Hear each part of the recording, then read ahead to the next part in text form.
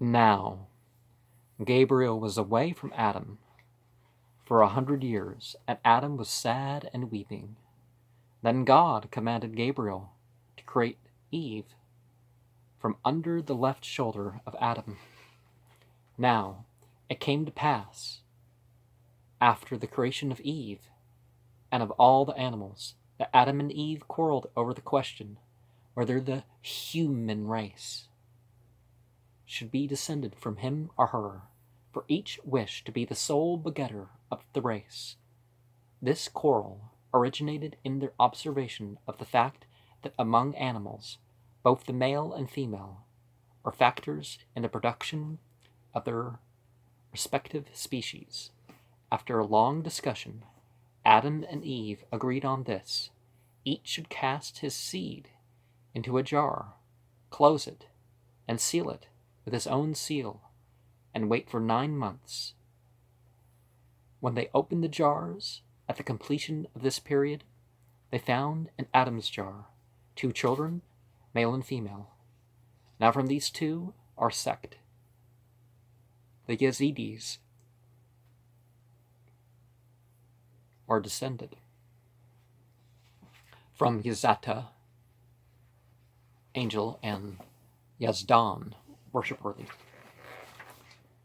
But the Yezatas were really jinn, right? So they're worshippers of the jinn. So the ancient Persians were right about this group. But anyways, in Eve's jar, they found naught but rotten worms emitting a foul odor, and God caused nipples to grow for Adam, that he might suckle the children that proceeded from his jar. This is the reason why man has nipples. I'm not meaning to be disrespectful, that was funny. After this, Adam knew Eve, and she bore 2 children, male and female, and from these, the Jews, the Christians, and the Muslimin, and other nations and sects are descended. But our first fathers are Seth, Noah, and Enosh, the righteous ones, who were descended from Adam only. It came to pass that trouble arose between the man and his wife, resulting from the denial on the part of the woman that the man was her husband. The man persisted in his claim that she was his wife. The trouble between the 2 was settled.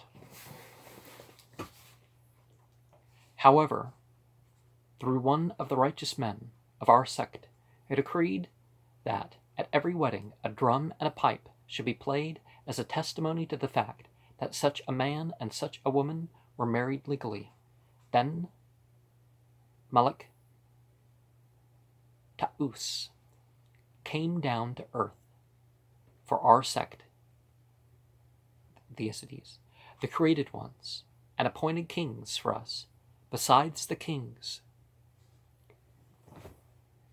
of ancient Assyria. Nisroch, who is Nasr ad-Din, Kamush, who is Malik Fakhr ad-Din, and Artemis, who is Malik Shams ad-Din. We see ancient references being hinted at there, but being re-personified by different Sufi leaders later on that became part of their group, I guess. After this, we had 2 kings, Shabur, Sapor the first, 224 to 272 of the Common Era, and second, 309 to 379 of the Common Era, who reigned 150 years, and our emirs down to the present day have been descended from their seed. But we hated 4 kings. Before Christ came into this world, our religion was paganism. That's I don't know what word they're using, but of course this isn't in Islamic text. You don't find in the Quran reference to pagans and heathens and Gentiles per se. You find real meaning terms instead of hate speech. King Ahab was from among us, in the Bible. And the god of Ahab was called Beelzebub. Oh, the Arabic for Beelzebub is going to be in here. Nowadays, we call him Pir Boob. And we had a king in Babylon whose name was Bakhtasar, another in Persia whose name was Ahasuerus, and still another in Constantinople whose name was Agricolaus. The Jews, the Christians, the Muslims, and even the Persians fought us, but they failed to subdue us, for in the strength of the Lord we prevailed against them. Well, certainly, they continued. He teaches us the first and the last science, and one of his teachings is, before heaven and earth existed, God was on the sea, as we formerly wrote you. He made himself a vessel, and traveled in it, in Kusniyat of the seas, thus enjoying himself in himself. Then he created the white pearl, and ruled over it 40 years. Afterwards, growing angry at the pearl, he kicked it. And it was a great surprise to see the mountains formed out of its cry, the hills out of its wonders, the heavens out of its smoke. Then God ascended to heaven, solidified it, established it, without pillars. Then he spat upon the ground, and taking a pen in hand, began to write a narrative of all the creation. Sort of a deist sort of way of thinking about God, right? But that's, having a God that's limited in space and does these things, paves way for other things to be worshipped, right? In the beginning, he created six gods from himself, and from his light, and their creation was as one light, a light from another light. And God said, now I have created the heavens, and let some one of you go up and create something therein.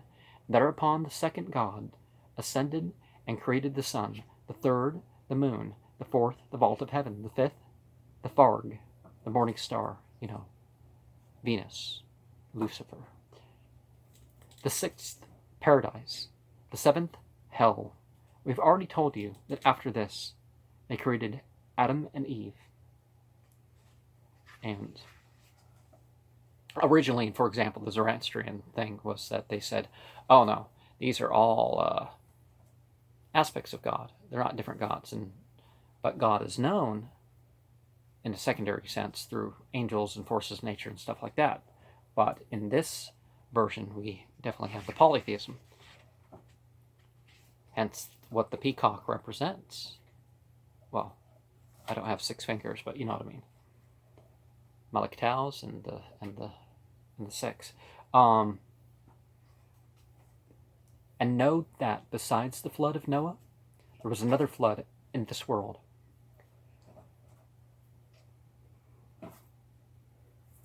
Now, our sect, the Yezidis, are descended from Na'umi, an honored person, king of peace.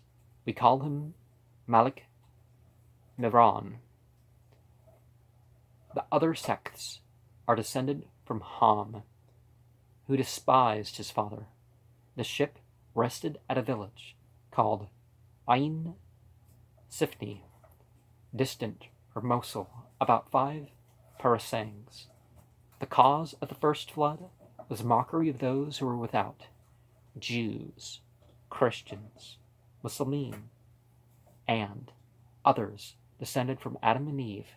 We, on the other hand, are descended from Adam only. As already indicated, the second flood came upon our sect, the Yezidis, as the water rose and the ship floated. It came above Mount Sinjar, where it ran aground and was pierced by a rock. The serpent twisted itself like a cake and stopped the hole. The ship moved on and rested on Mount Judy. Now, Mount Ararat means any mountain in the region. It's not any specific thing. But the black snake with the black dots is actually, in some variation, seen as manifestation. The same thing as the dog with the white spots. So very traditional ideas of the devil later on in later cultures, ancient Egyptian and the Arab and certain other areas. Not just, because obviously Arabic required the ancient Egyptian and anyways. Now the species of the serpent increased and began to bite man and animal. It was finally caught and burned, and from its ashes fleas were created. From the time of the flood until now are 7,000 years. In every 1,000 years, one of the seven gods descends to establish rules, statutes, and laws, after which he returns to his abode. While below, he sojourns with us, for we have every kind of holy place. As this last time, the God dwelt among us longer than any of the other gods who came before him. He confirmed the saints. He spoke in the Kurdish language. He also illuminated Muhammad, the prophet of the Ishmaelites, who had a servant named Muawiyah. Well, a later follower. Now, here's where we're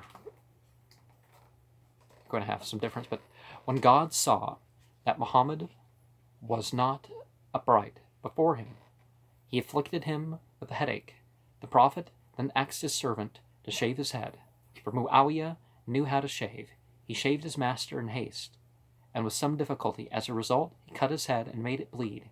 Fearing that the blood might drop to the ground, Muawiyah licked it with his tongue, whereupon Muhammad asked, "What are you doing, Muawiyah?" He replied, "I licked thy blood with my tongue, for I feared that it might drop to the ground." Then Muhammad said to him, "You have sinned, O Muawiyah. You shall draw a nation after you. You shall oppose my sect." Muawiyah answered and said, "Then I will not enter the world. I will not marry." And there certainly was a deviation under that dynasty, but that's something else. But there really was somebody who it was a cupping minor surgical procedure, and the blood was collected. And what do you do with the blood? I drank it. You drank the blood? What? What's wrong with you? It came to pass that after some time God sent scorpions upon Muawiyah, which bit him, causing his face to break out with poison. Physicians urged him to marry lest he die. Hearing this, he consented. They brought him an old woman, 80 years of age, in order that no child might be born. Muawiyah knew his wife, and in the morning she appeared a woman of 25, by the power of the great God. And she conceived, and bore our God Yezid.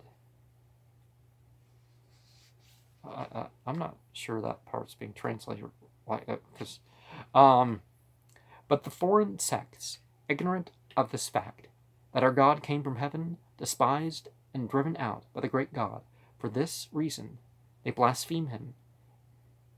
In this they have erred, But we, the Yezidi sect, believe this not, for we know that he is one of the above-mentioned 7 gods. We know that the form of his person and his image, it is in the form of a cock, which we possess. Peacock. None of us is allowed to utter his name, nor anything that resembles it, such as šeitân, Satan, ḳaitân, cord, shar, evil, shot, river, and the like. Nor do we pronounce mal'un, accursed, or anat, curse, or na'al, horseshoe, or any word that has a similar sound. All these are forbidden us out of respect for him. So ḥass, lettuce, is debarred. We do not eat it, for it sounds like the name of our prophetess, Ḥassiah. Fish is prohibited in honor of Jonah the prophet. Likewise, deer for deer are the sheep of one of our prophets. The peacock is forbidden to us. The peacock is forbidden to our Šeiḥ and its disciples for the sake of our ta'us. Squash is also debarred. It is forbidden to pass water when standing, or to dress up while sitting down, or to go to the toilet room,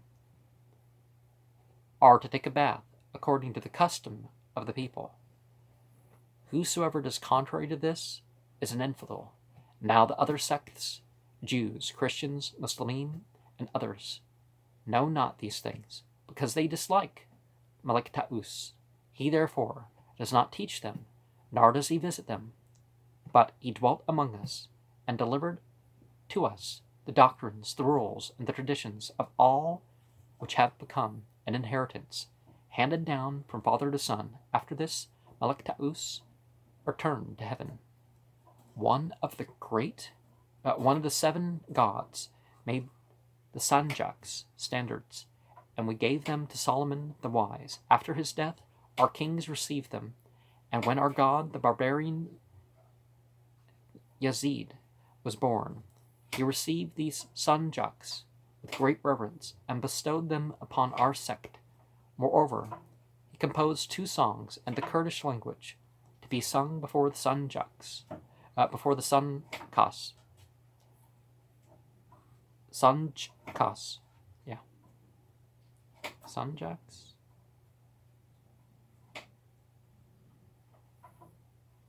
Sanjaks. Yeah. Okay, which one's the right one for standards? But in this language, which is the most ancient and acceptable one, the meaning of the song is this: Hallelujah to the jealous God. Oh, okay, that's interesting one.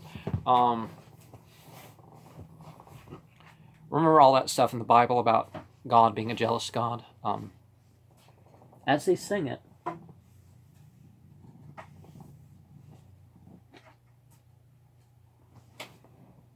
they march before the sanjaks with timbrels and pipes. These sanjaks remain with our emir, who sits on the throne of Yezidi. When these are sent away, the Qawwals assemble with the emir and the great general, the Šeiḥ, who is the representative of Sheikh Nasr ad-Din Nisroch, god of the ancient Assyrians. So they thought, right? I'm just saying God is the word used in these texts, not that. They visit the sanjaks. When they send each sanjak in care of a Qawwal to its own place, one to Havattenai, one to Aleppo, one to Russia, and one to Sinjar, these sanjaks are given to 4 Qawwals by contract. Before they are sent, they are brought to Sheikh Adi's tomb, where they are baptized amid great singing and dancing. After this, each of the contractors takes a load of dust from Sheikh Adi's tomb. He fashions it into small balls, each about the size of a gallnut, and carries them along with the sunjuks to give them away as blessings. When he approaches the town, he sends a crier before him to prepare the people to accept the kawal and his sunjuk with respect and honor. All turn out in fine clothes, carrying incense. The women shout, and all together sing joyful songs. The kawal is entertained by the people with whom he stops. The rest give him silver presents, everyone according to his means. Besides these 4 sunjuks, there are 3 others, 7 in all. These 3 are kept in a sacred place for purposes of healing. 2 of them, however, remain with Sheikh Adi, and the 3rd remains in the village of Bahazani, which is distant from Mosul about 4 hours. Every 4 months, these kawals travel about. One of them must travel in the province of the emir. They travel in a fixed order, differing each year. Every time he goes out, the traveler must cleanse himself with water made sour with sumac, and anoint himself with an oil. He must also light a lamp at each idol that has a chamber. This is the law that pertains to the sunjuks. The first day of our new year is called the Ser Salih, the beginning of the year. It falls on the Wednesday of the first week in April. On that day, there must be meat in every family. Actually, it varies which week in April, but it's always the Tuesday night, Wednesday. The wealthy. On that day, there must be meat in every family. The wealthy must slaughter a lamb or an ox. The poor must kill a chicken or something else. These should be cooked on the night, the morning of which is Wednesday, New Year's Day. With the break of the day, the food should be blessed. On the first day of the year, alms should be given at tombs, where the souls of the dead lie. Now the girls, large and small, are to gather from the fields flowers of every kind that have a reddish color, particularly opium poppies. They are to make them into bundles, and after keeping them 3 days, they are to hang them on the doors as a sign of the baptism of the people living in the houses. In the morning, all doors will be seen well decorated with red lilies. Well, there's older tradition about poppies, but women are to feed the poor and needy who pass by.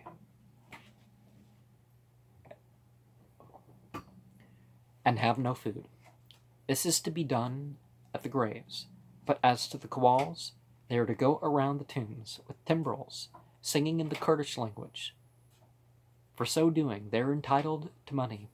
On the above-mentioned day of Ser Salih, no instruments of joy are to be played, because God is sitting on the throne, arraigning decrees for the next year, and commanding all the wise and the neighbors to come to him. And when he tells them that he will come down to earth with song and praise, all arise and rejoice before him, and throw upon each the squash of the feast. Then God seals them with his own seal, and the great God gives a sealed decision to the God who is to come down.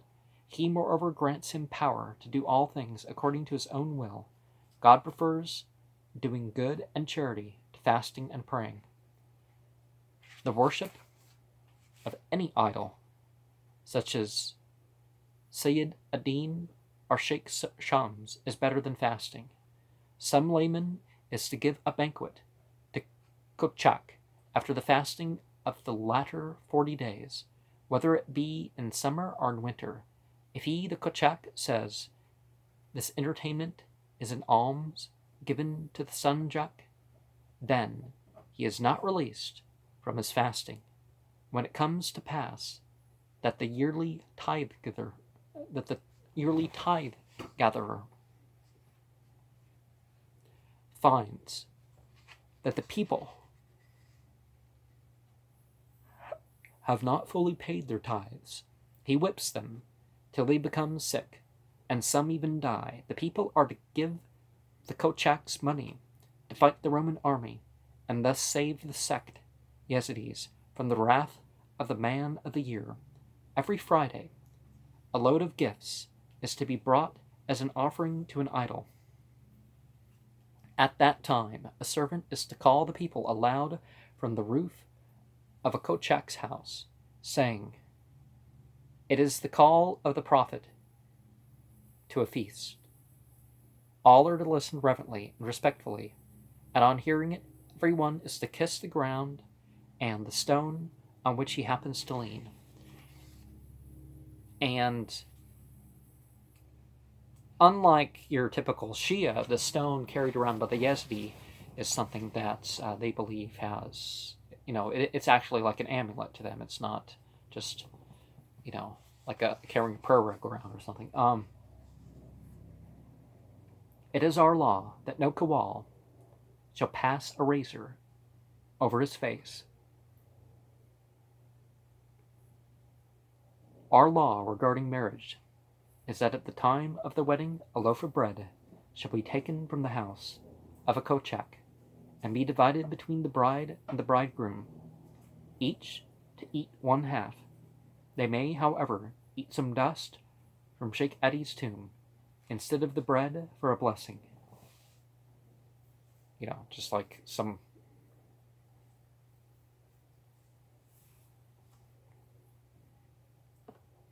Again, there's reasons why people, not just the use of Arabic terms or some other Muslim majority countries' terms, but there's reasons why people mistake them as somehow being Muslim or something. Oh, there's the Shia, the dirt from Karbala, and marriage in the month of April is forbidden, for it is the first month of the year. This rule, however, does not apply to Kawals. They may marry during this month. No layman is allowed to marry a Kochak's daughter. Everyone is to take a wife from his own class, but our emir may have for a wife anyone whom he pleases to love. A layman may marry between the ages of 10 and 80. He may take for a wife one woman after another for a period of 1 year. On her way to the house of the bridegroom, a bride must visit the shrine of every idol she happens to pass. Even if she pass a Christian church, she must do the same. On her arrival at the bridegroom's house, he must hit her with a small stone in token of the fact that she must be under his authority. Moreover, a loaf of bread must be broken over her head as a sign to her that she must love the poor and needy. No Yezidi may sleep with his wife on the night, the morning of which is Wednesday, and the night of the morning of which is Friday. Whosoever does contrary to this commandment is an infidel. If a man steal the wife of his neighbor, or his own former wife, or her sister or mother, he is not obliged to give her dowry, for she is the booty of his hand. Daughters may not inherit their father's wealth. A young lady may be sold as an acre of land is sold. If she refuses to be married, then she must redeem herself by paying her father a sum of money earned by her service and the labor of her hand. Here ends Mashaf Resh, and so here's the text that I'm sharing. Now, it's obvious that not only does this represents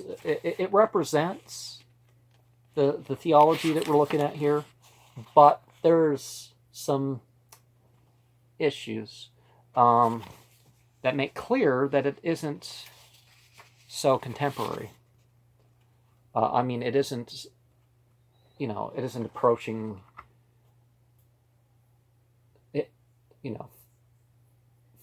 5,769 years, because this 600 and, there's a lot of text here. Now one can find this text available in the public domain, but so I don't think there's going to be too much problem. Same thing with the words that I'm sharing of translation. But one thing that the Yezidi, the clay being, the human that has made this choice, one thing that they do is the goal of becoming as one with the fire beings.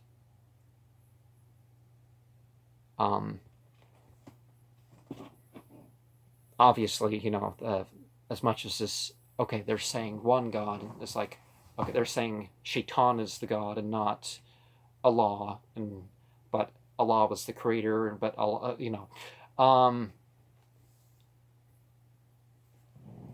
so, but we know who that is, and the visiting of Lalish, the knife, where the knife of rebellion was washed off. They visit that water, well, I mean that source of water, the well or whatnot. They tie knots and all sorts of stuff. But I mean, there's different reasons to tie knots, but it's more of a luck thing, and that would be under Šeiḥ, right? I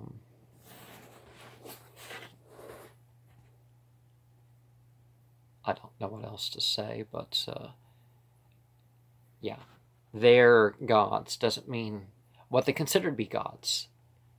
Ilahi, Allah,